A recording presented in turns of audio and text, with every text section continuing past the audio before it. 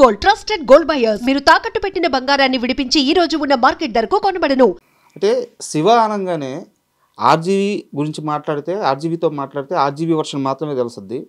ఆ సినిమాకి పనిచేసిన వంశీ గారు కానీ, తేజ గారు కానీ, లేకపోతే గోపాల్ రెడ్డి గారు కానీ ఎవరితో మాట్లాడినా వాళ్ళ వర్షన్ మాత్రమే తెలుస్తుంది. అంతేగా ఒక్క శివ నాగేశ్వరరావుతో మాట్లాడితే మాత్రమే శివకు సంబంధించిన అన్ని విషయాలు తెలుస్తాయి అని చెప్పి ఒక టాక్ ఉందన్నమాట. ఇది రామునే ఎవరికి అంతకుముందు మన చనిపోయాడు టీఎన్ఆర్తో చెప్పాడు. శివనాగేశ్వరరావుని ఇంటర్వ్యూ చేస్తే నువ్వు మా జాతకాలన్నీ చెప్పేస్తాడు ఆయన అని చెప్పాడు.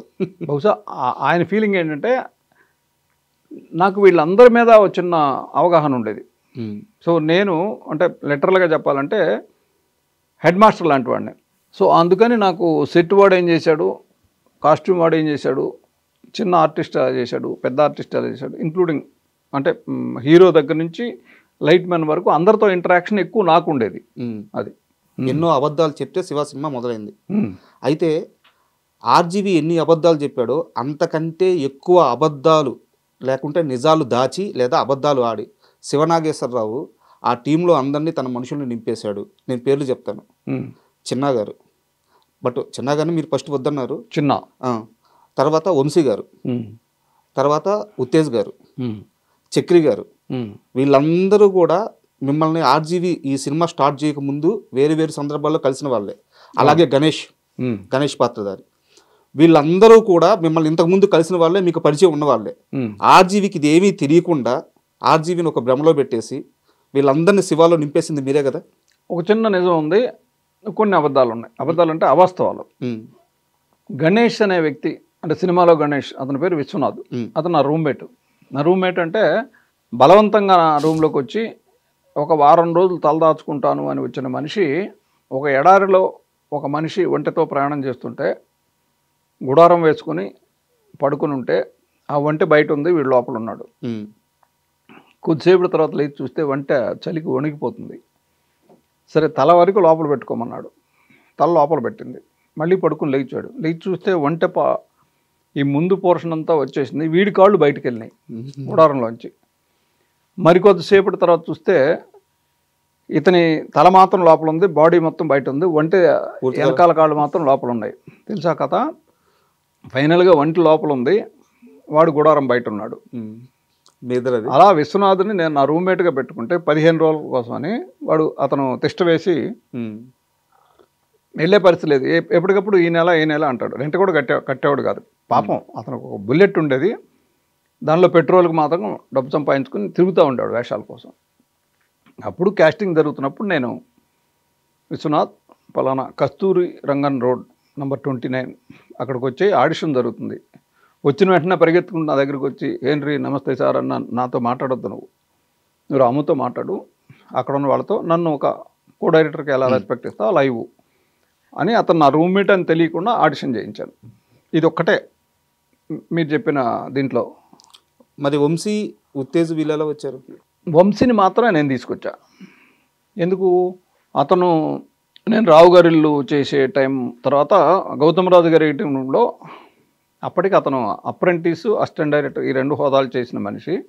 ఎప్పుడు ఒక English magazine star and style అలాంటి ఏదో పట్టుకొని తిరుగుతూ ఉండేవాడు. నేను ఎప్పుడు కనపడ్డా విష్ చేసేవాడు. నాకేంటంటే ఎక్కువ మంది అసిస్టెంట్ డైరెక్టర్ని పెట్టించేవాడిని. నాకు ఇప్పటికీ ఇష్టం. పని లేని వాడిని పని ఉన్న దగ్గరికి తీసుకెళ్ళి పెట్టించడం నాకు ఇష్టం.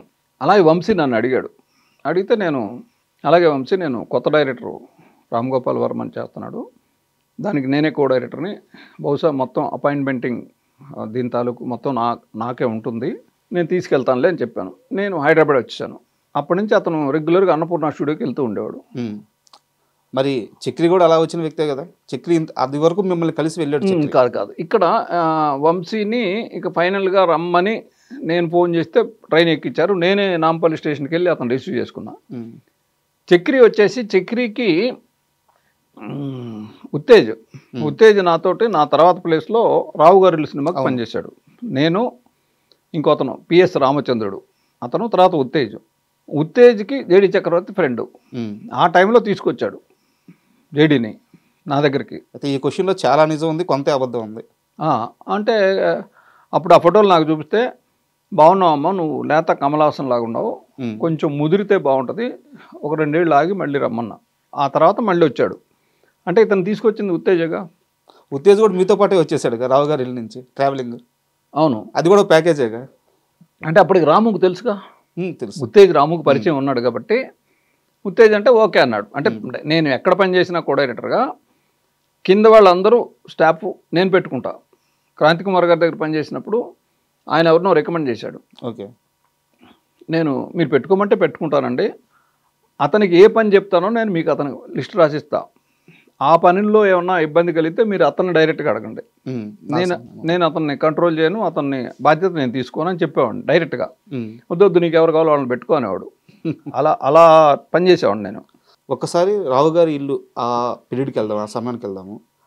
ఆ సినిమాకి పనిచేసేటప్పుడు మీరు కో డైరెక్టర్. అప్పటికే రాము అనే వ్యక్తి అంటే ఆర్జీవి ఒక నిర్మాత తరపున అప్పటికే ఆ ప్రాజెక్ట్లో ఉన్న వ్యక్తో లేదంటే తర్వాత జాయిన్ అయిన వ్యక్తో, అంతేనా? ఆ ప్రాజెక్ట్ బిగినింగ్ నుంచి, ఎందుకంటే అది ప్రారంభం కాకముందు నుంచి ఉన్నాడు. మల్లాది గారితో ఆ స్టోరీ తయారయ్యే దగ్గర నుంచి ఉన్నాడు. బట్ మీరు అప్పటికే కో డైరెక్టర్, చాలా సీనియర్. నేరుగా వచ్చి శివనాగేశ్వరరావు అని పేరు పెట్టి పిలిస్తే మీ రియాక్షన్ ఏంటి? అంటే అప్పటికి ఇండస్ట్రీలో కో డైరెక్టర్ని కూడా చాలా గౌరవంగా చూడాలి, చాలా సీనియర్ కాబట్టి మర్యాదిస్తారు, భయపడతారు కూడా. అలాంటిది ఒక కొత్త కుర్రోడు వచ్చి పేరు పెట్టి పిలవంగానే మీ రియాక్షన్ ఏంటి? అంటే యాక్చువల్గా తను నేను చూసింది పాముగుర హోటల్లో. ఇప్పుడు దీనికి వెనకాల ఏంటంటే వంశీ నా ద్వారానే వచ్చాడు. ఆల్రెడీ నేను వచ్చిన తర్వాత ఉత్తేజ్ వచ్చాడు. ఉత్తేజ్ తర్వాత కాస్టింగ్లో ఇతను జేడి చక్రవర్తి వచ్చాడు. తరణి గారు నన్ను అప్పుడు నేను వేరే ఎక్కడో పనిచేస్తున్నాను, నేను చాలా బిజీగా ఉండే కూడా. ఒక సినిమా అయిపోతే ముగ్గురు నన్ను పెట్టుకోవడానికి రెడీగా నేను సెలెక్ట్ చేసుకునేవాడిని. ఆ దశలో తరణి గారు, ఆయనతో నేను ఎర్లీ డేస్లో నేను అప్రెంటిస్గా పనిచేసిన సినిమాకి ఆయన కో డైరెక్టర్. ఇంకో 2 సినిమాలు చేశాను, బలిదానం, రావు గారిల్లు. సో ఆయనకి డైరెక్షన్ వచ్చినప్పుడు కంఫర్ట్గా ఉండాలంటే నాగేశ్వరం తెచ్చుకుంటే బాగుంటుందని నన్ను వెతికి ఎక్కడున్నానో పట్టుకొని నన్ను ఇలా సినిమా వచ్చింది నాగేశ్వరరావు, నువ్వు నాకు కో డైరెక్టర్గా ఉంటే బాగుంటుందంటే ఉంటాను అన్న. అయితే పాముగుర హోటల్కి వచ్చేయి, రేపు మార్నింగ్ 205 నంబర్ ఏదో చెప్పాడు. అది బెల్లి కొడితే నాకు ఒక వ్యక్తి తలుపు తీశాడు. ఒక హవాయి స్లిప్పర్సు, జుబ్బా, దళసరి కళ్ళద్దాలు. ఎవరు అంటే నేను పలానా తరణి గారు చెప్పారు అంటే, కూర్చోండి, అదే స్వీట్ రూమ్ లోపల మల్లాది గారు ఉన్నారు. మల్లాది గారు ఆయన వాళ్ళు రెడీ అయ్యి వచ్చారు, ఈలోపు తరణి గారు వచ్చారు. అలా పరిచయం జరిగింది మా ఇద్దరికి. అక్కడి నుంచి తను నన్ను నాగేశ్వరరావు అని పిలిచేవాడు. నాగేశ్వరరావు అని పిలిచి మన భరణి కూడా ఎక్కడో చెప్తున్నాడు. కొంచెం గమ్మత్తైనది ఏంటంటే, నాగేశ్వరరావు మీరు ఇప్పుడు ఎలా వచ్చారు అంటాడు. ఇదే మాట మన భరణి చెప్పాడు. ఇప్పటికీ మీరు అని సంబోధిస్తాడు, నేను కూడా తనను మీరు అంటాను, కానీ రాము అని పిలుస్తా. దీనికి ప్రత్యేకంగా నేనేం అనుకోలేదు, ఎందుకంటే నేను చిన్న చిన్న వాటికి రియాక్ట్ అవ్వను పెద్దగా. దాదాపు ఇంచుమించు నాతో ఒక 1 or 2 years అటు ఇటుగా అదే ఏజ్. సరే అతనికి అది అలవాటు కావచ్చు. ఫస్ట్ టైం పిలిచినప్పుడు నాగేశ్వరరావు అని పిలిస్తే అనిపించింది, కానీ ఆ తర్వాత కొంచెం బాగా దగ్గర అయ్యాం మేము ఇద్దరం ఆ సినిమాతో. కొంచెం ఒకళ్ళకి ఇంటరాక్షన్. ఇతను అప్పటికి అతను విజయ్ కలెక్టర్ గారు అబ్బాయి ఇంకో సినిమాకి సెట్లో అబ్జర్వర్, అప్రెంటిస్ కూడా కాదు, అబ్జర్వర్గా ఉన్నాడు. ఆ దశలో ఆయన చూసిన అసిస్టెంట్ డైరెక్టర్లు, కో డైరెక్టర్లు వాళ్ళకంటే ఇతనిలో కొంచెం ఎక్కువ పరిణితి, సిన్సియారిటీ, పనిచేయగలిగే ఇది ఉంది అనేది అర్థమైంది. అప్పుడు నన్ను అడిగాడు, ఒకవేళ నాకు డైరెక్షన్ ఛాన్స్ వస్తే నేను ట్రై చేసుకుంటున్నాను, మిమ్మల్ని కో డైరెక్టర్గా పిలిస్తే మీరు వస్తారా అని అడిగాడు. వస్తానని చెప్పా. నమ్మారా మీరు ఆ టైంలో? నేను ఏదైనా నమ్ముతాను. ఇప్పుడు నమ్మడం నమ్మకపోవడం, ఇప్పుడు నమ్మడం వల్ల నాకు వచ్చే నష్టం ఏం లేదు కదా. అంతే. నమ్మి దానివల్ల నేను భంగపడి ఆయన ఏదో ప్రామిస్ చేసి దాని ఏం లేదు కదా. క్యాజువల్గా ఆయన అడిగాడు, నేను ఇంకోటి ఏమన్నాడు, నీకు డబ్బులు ఎక్కువ ఇప్పిస్తా అన్నాడు. సో నేను ఏకకాలంలో ఆలోచించిందంటే డబ్బులు ఎక్కువ ఇప్పిస్తున్నాడు నెంబర్ 1. నెంబర్ 2, చేతులు కట్టుకొని ఇంతకుముందు అంటే నేను పనిచేసిన క్రాంతి గారు కానీ లేకపోతే విజయనిర్మల గారు, సిఎస్ రావు గారు, వీళ్ళందరితో కొంచెం సబార్డినరీ ఫీలింగ్ ఉంటుంది, అది ఉండక్కర్లే ఇంతో. అలా రెండోది. మూడోది ఏంటంటే, ఇప్పుడు ఈ డైరెక్టర్ సక్సెస్ అయితే ఇంకో 3-4 ఏళ్ళు, ఇంకో 3-4 సినిమాల వరకు కంటిన్యూ అవ్వచ్చు. మాటిమాటికి డైరెక్టర్ని మార్చడం అనేది నాకు కూడా, నేను మాత్రం డైరెక్టర్. నేను మీరు అప్పటికే క్రాంతి కుమార్ గారి దగ్గర 4 years 5 years చేసి 6 ఏళ్ళు పనిచేసి ఆయన దగ్గర